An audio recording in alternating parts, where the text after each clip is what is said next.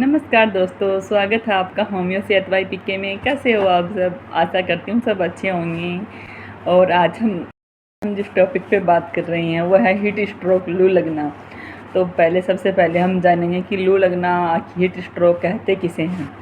तो अगर हम तेज़ धूप में रहते हैं, पानी कम पीते हैं, तो शरीर का कंट्रोल जो होता है वो ख़राब हो जाता है, बैलेंस बॉडी का बिगड़ जाता है। तो इसे ही आम भाषा में लू लगना। और हम जानेंगे इसके सिम्टम्स क्या क्या होते हैं, ताकि हम पहचान भी लें कि हमें लू लग गई है। तो इसके सिम्टम्स में वो आते हैं, जैसे बिना पसीना नहीं आता है और तेज़ बुखार हो जाती है, और सिर दर्द करता है बहुत तेज़, और बेचैनी हो जाती है, चक्कर आने लग जाते हैं, दिल की धड़कन बहुत तेज़ हो जाती है, और अंधेरी सी छाई रहती है। ये बिल्कुल भी शरीर टूटा रहता है, हिम्मत नहीं रहती बिल्कुल भी, चेहरा एकदम से लाल हो जाता है। तो ऐसी कंडीशन में हम अपने हिसाब से हम समझ सकते हैं कि लू लग गई हैं। तो इसके लिए मैं आज आपको कुछ होम्योपैथिक मेडिसिन्स बताऊंगी और कुछ घरेलू नुस्खे हैं वो बताऊंगी। तो आज सबसे पहले तो हम घरेलू नुस्खों की बात करते हैं कि हम उनसे कैसे बच सकते हैं। तो अगर हमें लू लग गई हैं तो हमें सबसे पहले क्या करना चाहिए कि अगर हमें ठंडे स्थान पे चले जाना चाहिए और काफ़ी मात्रा में पानी का सेवन करना, ठंडा पानी पीना चाहिए, गर्म नहीं ठंडा पानी पीना हो। और एक है कि कैरी का पन्ना, उसका कैरी आजकल मार्केट में काफ़ी मिल रही हैं, तो उसका कैरी ला के रख लेनी है और उनका जूस बना के पीते रहना है। और एक है नींबू का पानी, दिन में 2 या 3 बार अवेलेबिलिटी हो उस हिसाब से हमें पीते रहना चाहिए। और तीसरा जो है वो है पानी, और नारियल पानी का ज़्यादा सेवन करना चाहिए हमें गर्मी से बचने के लिए। चौथा जो है वो है कि चंदन का लेप और मुल्तानी मिट्टी का लेप हमें बॉडी पे करते रहना चाहिए, जिससे हमारी बॉडी का टेम्परेचर है वो कम होता रहता है और बना रहता है आराम।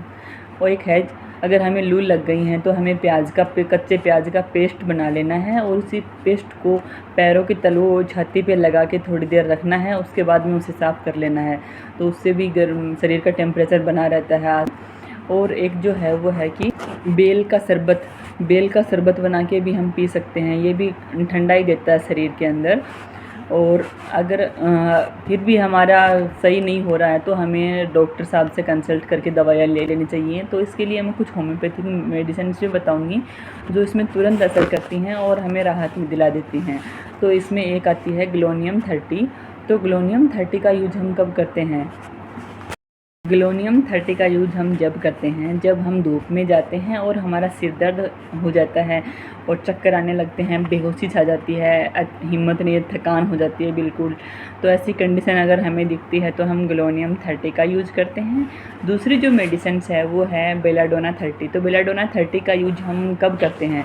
जब हम धूप में गए हों, हमारा शरीर एकदम से, चेहरा एकदम से लाल हो गया हो और हमें तेज़ बुखार आ गया हो, तो ऐसी कंडीशन में हम बेलाडोना 30 का यूज करते हैं। तीसरी जो मेडिसिन है वो है नेटकाब 30। तो नेटकाब 30 अगर हमें धूप में जाने से डर लग रहा हो और हम धूप में गए और हमें धूप लग गई हो और हमें शरीर के अंदर पानी की कमी भी ऐसे फील हो रही हो, पानी की कमी आ गई हो, तो ऐसी कंडीशन में हम, और इसमें सिर दर्द भी होता रहता है, तो ऐसी कंडीशन में हम नेटकाब 30 देते हैं। और लेने का जो तरीका है वो दिन मतलब 15-20 मिनट में हमें 2 या 3 बूंदें ले लेनी चाहिए। और अगर हमारी थोड़ी सी ऐसे आराम अगर हमें फील हो रहा है, आराम आ रहा है, तो हमें टाइम को बढ़ा देना चाहिए दवाइयों में। और अगर तुरंत पूरा आराम आ जाता है तो उसके बाद में दवाइयाँ बंद कर देनी चाहिए। वो दवाइयों को डॉक्टर साहब जी देख रेख में ही यूज़ करना चाहिए। Thank you so much. अगर जानकारी अच्छी लगी हो तो लाइक करें, बने रहिए होम्यो सेहत बाई पीके के साथ। स्वस्थ रहिए, मस्त रहिए।